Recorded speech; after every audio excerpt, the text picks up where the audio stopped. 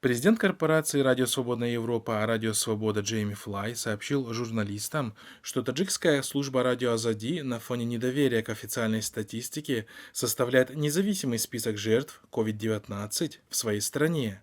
Власти Таджикистана почти месяц игнорировали рекомендации Всемирной организации здравоохранения и отрицали наличие коронавируса. Лишь 30 апреля Минздрав страны сообщил о первых 15 случаях заболевания в республике. Джейми Флай сказал, что таджикская служба радио Азади изучает официальную статистику жертв. Власти сообщили о смерти 33 человек за период с 30 апреля по 15 мая, в то время как только на кладбищах в Душанбе за это время появилось 50 свежих могил, говорит президент медиакорпорации.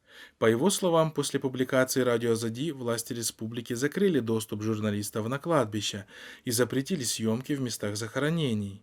این قبرستان میگویند که از یکم مای سر کرده تا امروز حدود 40 قبر در اینجا کنده و МИД Таджикистана затянул с выдачей аккредитации 8 журналистам радио Зади, и они не могут продолжать работать.